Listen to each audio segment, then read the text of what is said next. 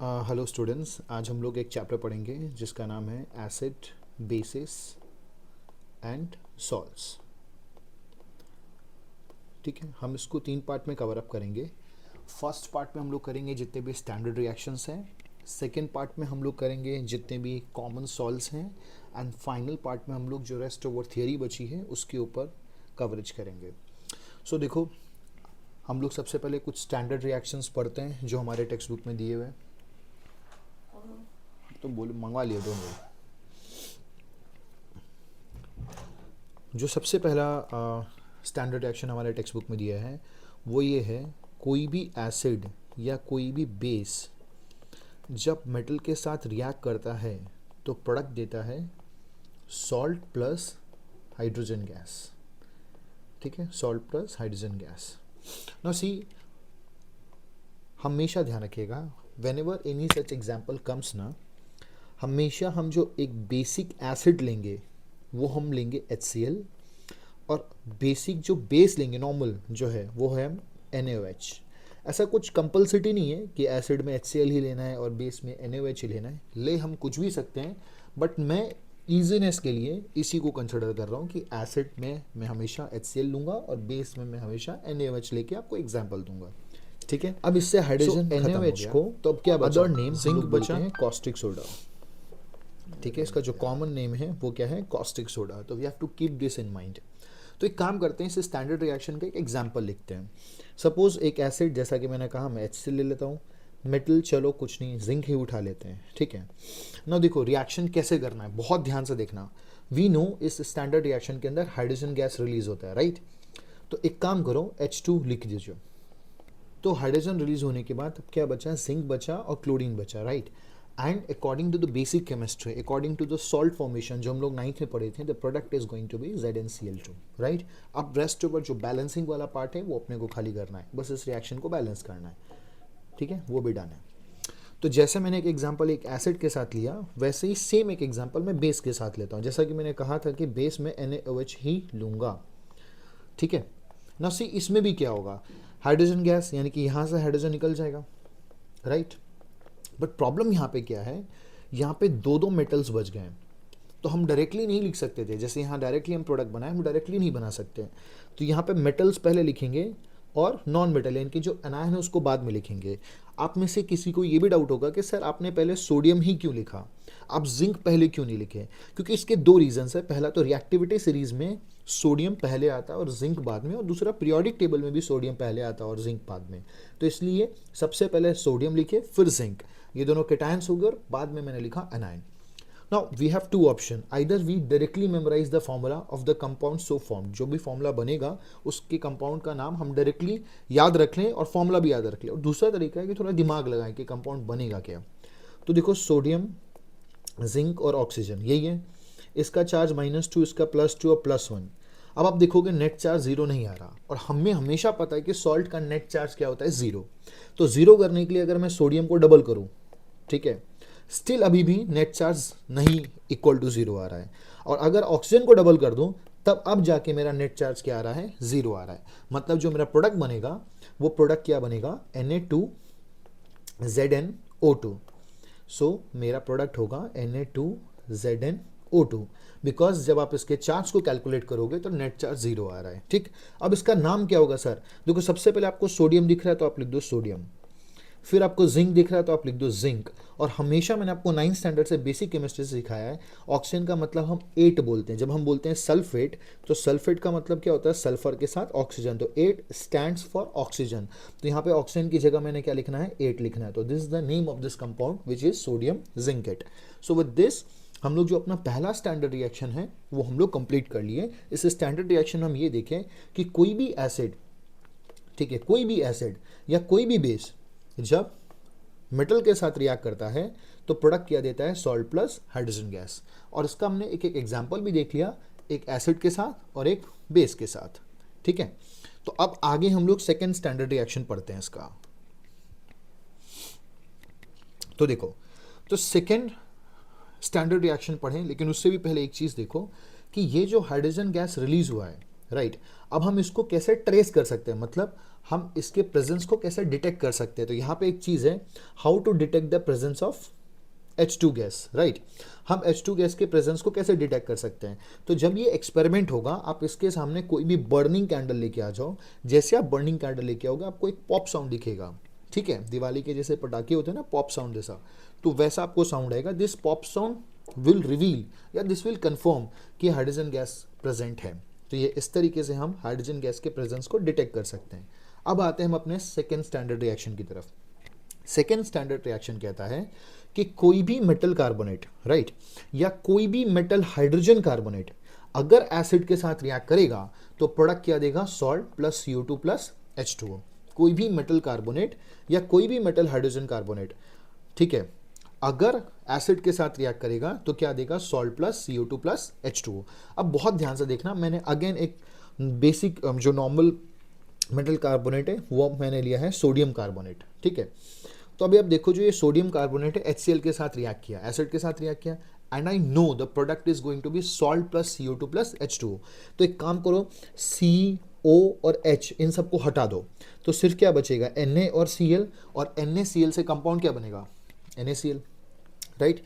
Same मैंने यहाँ पे एक हाइड्रोजन कार्बोनेट लिया, इससे इसमें से भी CO2 और H2O निकलेगा। तो CO2 और H2O में क्या क्या प्रेजेंट है, H प्रेजेंट है, C प्रेजेंट है, O प्रेजेंट है, सब हटा दो, तो क्या बचेगा, Na और Cl। तो प्रोडक्ट क्या बनेगा मेरा, NaCl। तो इस तरीके से क्या ना, हमें रिएक्शंस नहीं याद करने, बिना रिएक्शन याद किए भी हम बता देंगे कि प्रोडक्ट क्या बनेगा। वी डोंट हैव टू रट्टाफाई द रिएक्शन, ठीक है। थर्ड स्टैंडर्ड रिएक्शन की तरफ बढ़ते हैं। कभी भी कोई भी एसिड या कोई भी बेस आपस में रिएक्ट करता है तो प्रोडक्ट क्या देता है, सॉल्ट प्लस वाटर। कभी भी कोई भी एसिड या बेस आपस में रिएक्ट करता है तो प्रोडक्ट क्या देता है, salt plus water. Now keep this well in your mind, जो मैं भी कह रहा हूं हमेशा ध्यान रखना, acid releases H plus ions and base releases OH minus ion. मैं देखो लिख रहा हूं, acid H plus ion release करता है और base OH minus ion release करता है। तो जब हम इन दोनों को रिएक्ट कराते हैं ना, तो ये मिलकर क्या बनाते हैं, H2O। इसलिए स्टैंडर्ड रिएक्शन में क्या लिखा है कि क्या प्रोडक्ट बनता है, सॉल्ट प्लस वाटर, और वाटर ऐसे बनता है जैसे मैंने आपको ये बताया। तो नाउ सी, ये मेरा एसिड है और ये मेरा बेस है।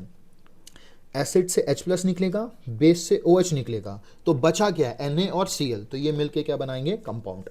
तो कंपाउंड बन जाएगा हमारा NaCl और प्लस H2O, जो स्टैंडर्ड रिएक्शन के अकॉर्डिंग हमने सीखा है, ठीक है।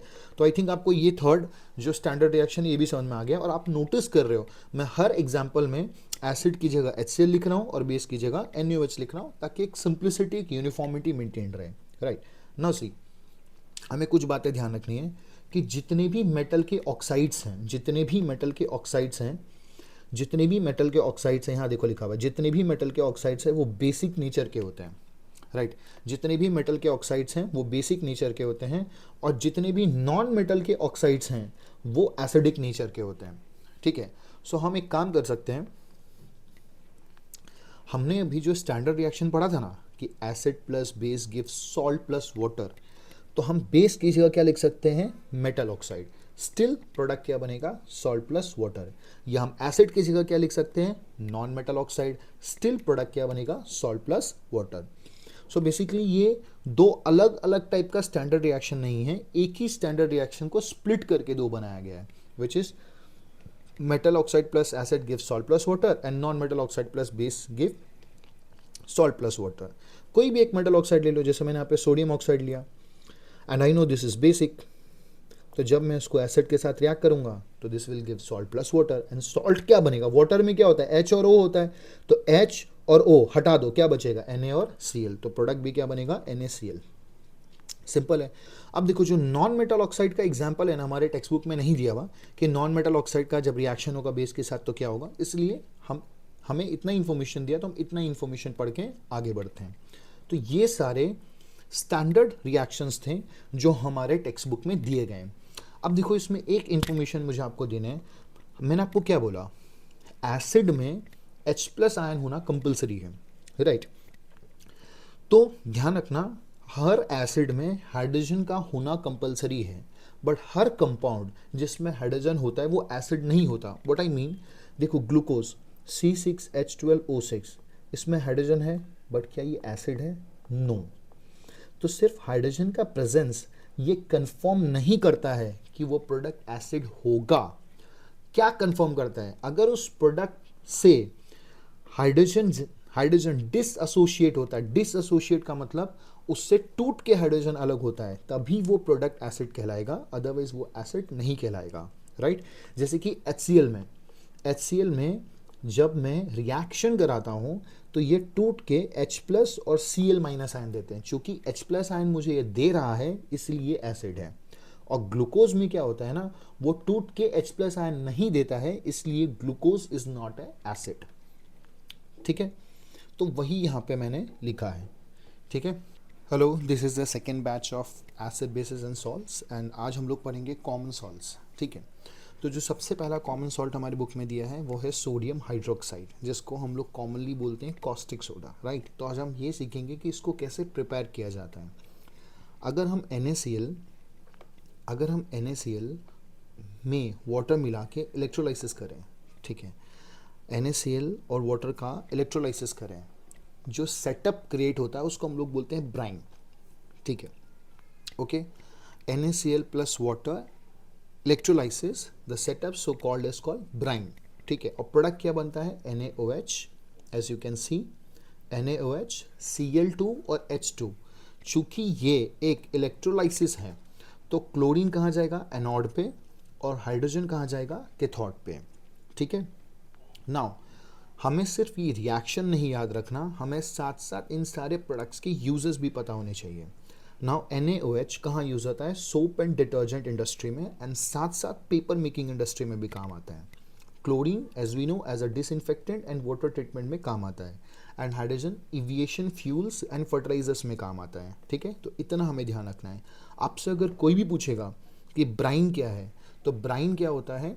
ये solution of NaCl when electricity is passed, तो उसको क्या बोलते हैं? हम लोग ब्राइन बोलते हैं। ठीक है, एंड इस पूरे रिएक्शन को पता है क्या बोलते हैं? इस पूरे रिएक्शन को बोलते हैं, यहाँ देखो, इस पूरे रिएक्शन को बोलते हैं हम लोग chlor alkali process. Why chlor? Chlor because chlorine निकलता है, एल्कली बिकॉज NaOH एक ऐसा बेस है जो पानी में सॉल्यूबल है, और जो बेस पानी में सॉल्यूबल होता है उसको हम क्या बोलते हैं? एल्कली। अब आप पूछोगे कि सर हाइड्रोजन भी तो था, फिर ऐसा नाम क्यों रखा गया? क्योंकि इस रिएक्शन में हाइड्रोजन की जो क्वांटिटी है, जो प्रोडक्ट बनता है, वो बहुत ही कम है। इसके लिए हम देखते हैं कि मेजॉरिटी पोर्शन में क्लोरीन और NaOH ही बनता है, इसलिए इस रिएक्शन का नाम क्लोर एल्कली प्रोसेस बना। ठीक है, now the very second reaction is bleaching powder, कि ब्लीचिंग पाउडर को कैसे फॉर्म किया जाता है। तो अभी देखो, इस रिएक्शन में, ये जो फर्स्ट रिएक्शन था, इसमें यहाँ जो क्लोरीन ऑब्टेन हुआ, कहाँ ऑब्टेन हुआ था? ये एनोड में। ये क्लोरीन को अगर हम, ये क्या है याद करो, फर्स्ट चैप्टर स्लेक लाइन, अगर इस क्लोरीन को स्लेक लाइन के साथ रिएक्ट कराएंगे तो मुझे मिलेगा ब्लीचिंग पाउडर, राइट। तो हम एक्सपेक्ट कर सकते हैं कि ये क्वेश्चन जहाँ पे ये कॉस्टिक सोडा और ब्लीचिंग पाउडर, इन दोनों को मिक्स करके क्वेश्चन पूछेगा। क्या क्वेश्चन पूछेगा? एक प्रोडक्ट था जो एनोड पे ऑब्टेन हुआ था इन क्लोर एल्कली प्रोसेस, तो आप तुरंत समझ जाना कि वो प्रोडक्ट क्या था? क्लोरीन। और उसको जब हम स्लेक लाइन के साथ रिएक्ट कराए, मतलब CaOH होल ट्वाइस, तो क्या बना? Bleaching powder. अब देखो, इस ब्लीचिंग पाउडर का, इसका नाम कॉमन नेम है bleaching powder, but IUPAC name क्या है? Calcium oxychloride. ठीक है, तो इसका नाम है कैल्शियम ऑक्सीक्लोराइड। अब ब्लीचिंग पाउडर कहाँ काम आता है? ये भी पेपर इंडस्ट्री में काम आता है, बट ये पेपर इंडस्ट्री में ब्लीच करने के काम आता है। मतलब जब पेपर बनता है ना, ठीक है, ट्रीज एंड प्लांट से पेपर बनाया जाता है, तो जब पेपर बनता है ना तो उसको ब्लीच किया जाता है। वो ब्लीच करने में पेपर इंडस्ट्री में ये काम आता है। ठीक है, और you know bleaching powder as a water disinfectant भी काम आता है। Now the third reaction which we have to study is baking soda. तो सबसे पहले देखते हैं कि बेकिंग सोडा का प्रिपरेशन कैसे होगा। देखो, नमक, पानी, धुआं, फ्लेवर, तो this is what will give us baking soda. Baking soda होता है सोडियम हाइड्रोजन कार्बोनेट। तो नमक, पानी, धुआं, flavour gives us baking soda, और एक ये प्रोडक्ट अमोनियम क्लोराइड। ठीक है, तो ये हो गया आपका preparatory reaction of, this is the preparatory reaction of baking soda. तो अगर आपसे कोई पूछे कि बेकिंग सोडा लैब में कैसे बनाते हैं, तो आप बोला नमक, पानी, धुआं, फ्लेवर गिव्स बेकिंग सोडा। ठीक है, now next we move to कि अब इस बेकिंग सोडा का क्या यूज़ है, राइट। अब आप एक चीज़ नोटिस करना, हमेशा ध्यान रखना, हमेशा हमेशा कभी भी किसी भी हाइड्रोजन कार्बोनेट को, जैसे ये हाइड्रोजन कार्बोनेट है, कभी भी किसी भी हाइड्रोजन कार्बोनेट को अगर मैं हीट करूँ, ठीक है, अब ये बहुत लोडेड है, जब आप हीट करोगे ना तो ये टूट के बिखरेगा और बिखर के क्या देगा, Na2CO3 plus CO2 plus H2O। यानी कि जब भी आप बेकिंग सोडा को हीट करोगे तो वो क्या देगा, sodium carbonate plus CO2 plus H2O। हमेशा ये कोई भी दुनिया का कोई भी बेकिंग सोडियम हाइड्रोजन कार्बोनेट है, उसको जब आप हीट करोगे तो वो metal carbonate plus CO2 plus H2O देगा। हमारे केस में ये हाइड्रोजन कार्बोनेट कौन सा है, सोडियम का है। तो जैसे मैं हीट किया ये अपने कार्बोनेट के फॉर्म में आएगा, लोवेस्ट फॉर्म में आया, और साथ साथ CO2 और H2O रिलीज करेगा, ठीक है। नाउ इसकी ये चीज़ हम यूज़ करते हैं कहाँ और कैसे यूज़ करते हैं, देखो जैसा कि अभी हम लोग देखें कि जब हम बेकिंग सोडा को हीट किए, राइट, तो क्या दिया, Na2CO3 CO2 और H2O। ज़रा सोचो, ये CO2 फायर एक्सटिंग्विशर में यूज़ हो सकता है कि नहीं, आग बुझाने के लिए, राइट। तो पहला यूज़ बेकिंग सोडा क्या क्या है, ये फायर एक्सटिंग्विशर में यूज़ होता है आग बुझाने के लिए, ठीक है।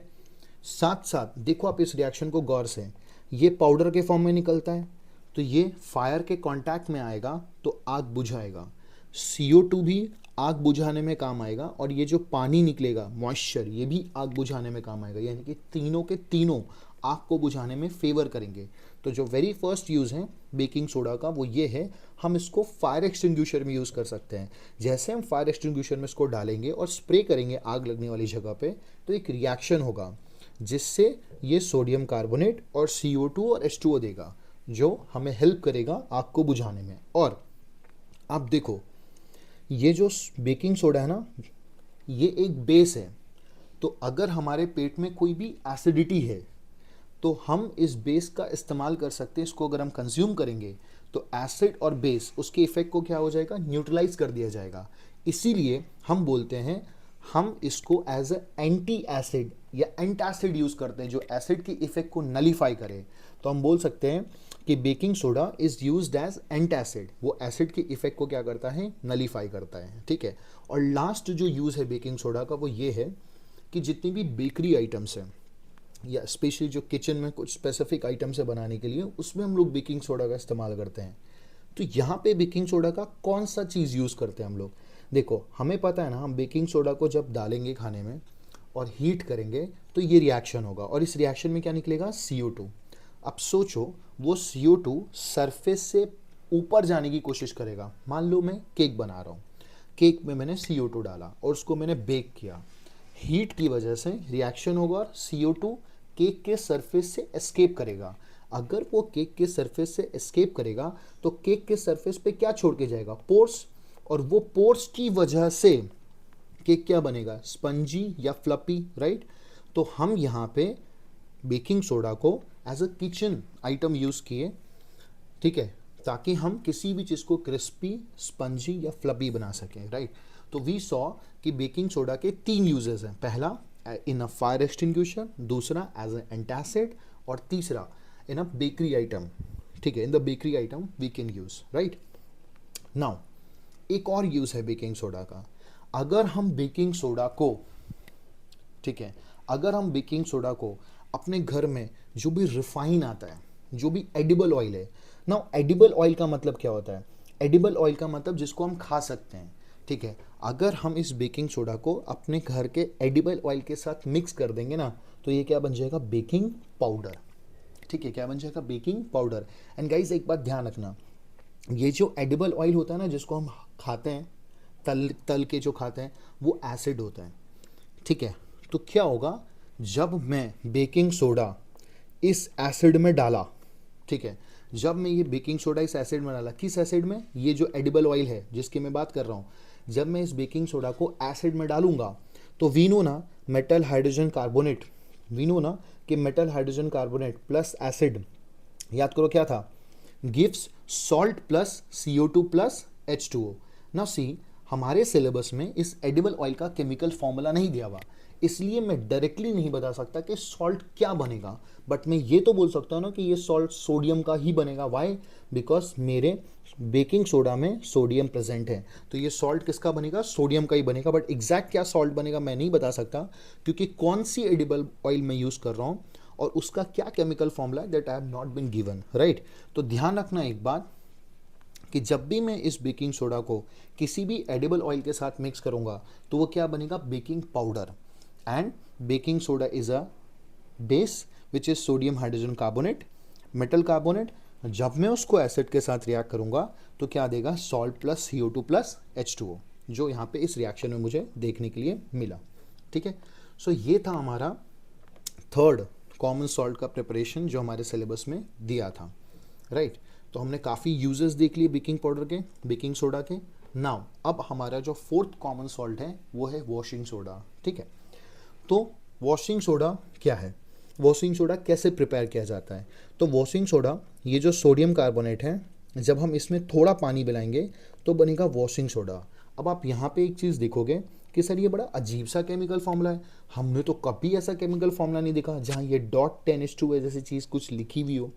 तो बॉस एक बात बताता हूँ मैं आपको, ये जो .10:2 लिखा है ना, दिस इज क्रिस्टल। किसी भी कंपाउंड में बगल में डॉट करके अगर वाटर के मॉलिक्यूल लिखे हैं मतलब वो क्रिस्टल्स हैं। सर ये क्रिस्टल क्या होता है? देखो, हम चीनी खाते हैं घर में, वो देखो शाइन करता है, परफेक्ट शेप है, वो एक क्रिस्टल है। नमक भी क्रिस्टल है, तो सॉल्ट भी एक क्रिस्टल है। ठीक है, जैसे नमक हो गया, चीनी हो गया, ये सब एक क्रिस्टल है। क्रिस्टल के अंदर क्या होता है ना, वाटर के मॉलिक्यूल प्रेजेंट होते हैं। तो सेम वैसे ही वॉशिंग सोडा भी एक क्रिस्टल है, उसके अंदर 10 वाटर के मॉलिक्यूल्स प्रेजेंट है, राइट। तो जब हम वॉशिंग सोडा में पानी मिलाते हैं तो बन जाता है वो, सॉरी, जब Na2CO3 में हम पानी मिलाते हैं तो वो बन जाता है वॉशिंग सोडा। नाउ सी, आप बोलोगे सर ऐसे ही खाली पानी मिला देंगे तो क्रिस्टल बन जाएगा? नहीं बॉस, क्रिस्टलाइजेशन एक प्रोसेस होता है जिसकी मदद से हम क्रिस्टल्स बनाते हैं, राइट।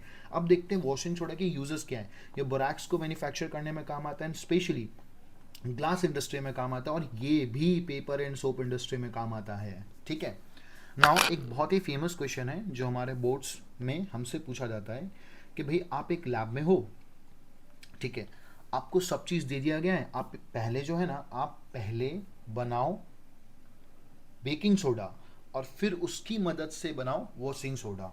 ठीक है सर, कोई दिक्कत नहीं है। एंड आई नो, सबसे पहले बेकिंग सोडा कैसे बनाते हैं? नमक, पानी, धुआं, फ्लेवर, राइट। ये बन गया मेरा बेकिंग सोडा। ठीक, अब मुझे इसकी मदद से क्या बनाना है? Washing soda. And I no washing soda क्या होता है? Na2CO3, विच मीन्स इसको हीट करना पड़ेगा। सीखे थे ना कि इसको जब हीट करेंगे तो क्या देगा? Na2CO3 plus CO2 plus H2O।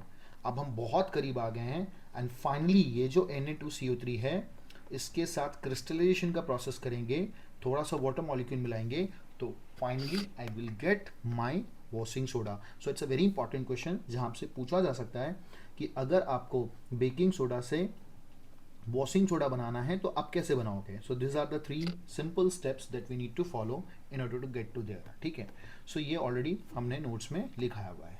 ठीक, नाउ कुछ डिफरेंट बातें, कुछ काम की बातें, अलग से टॉपिक है, इसको हम लोग कवर अप करते हैं। सो इस टॉपिक के अंदर हम लोग जितने भी क्रिस्टल्स हमारा सिलेबस में है हम उसके बारे में पढ़ेंगे। तो जो सबसे पहला क्रिस्टल हमारे बुक में दिया है विच इज FeSO4.7H2O। देखो बॉस, हमने क्या बोला था कि क्रिस्टल्स के अंदर वाटर के मॉलिक्यूल प्रेजेंट होता है। अब इसमें कितने वाटर मॉलिक्यूल प्रेजेंट है? 7। और इस क्रिस्टल का जो कलर है वो क्या है? ग्रीन कलर का क्रिस्टल है। ठीक है, जब हम इसको हीट करेंगे तो इसके अंदर से जो वाटर मॉलिक्यूल है वो अलग हो जाएगा, राइट।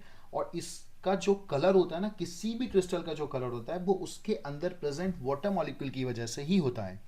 जैसे ही हीट किया, ये वाटर मॉलिक्यूल अलग हुआ, इस क्रिस्टल का कलर भी हो जाएगा खत्म, यानी कि ये ग्रीन कलर से क्या बन जाएगा? व्हाइट। वैसे ये कॉपर सल्फेट है, इसमें 5 मॉलिक्यूल है वाटर के, ये है ब्लू कलर का, जैसे हीट करोगे ये बन जाएगा व्हाइट, बिकॉज वाटर के मॉलिक्यूल अलग हो गए हैं। वैसे ही एक इंपॉर्टेंट क्रिस्टल है जो हमारे बुक में दिया हुआ है, which is our next salt, that is PuP, right, that is PuP। तो PuP कैसे बनता है? हम लोग बहुत सुने हैं ना ये PuP के बारे में। PuP कैसे बनता है? पीओपी भी एक क्रिस्टल है, कैल्शियम सल्फेट, और इसमें हाफ मॉलिक्यूल होता है वाटर का, हाफ मॉलिक्यूल होता है वाटर का, ठीक है।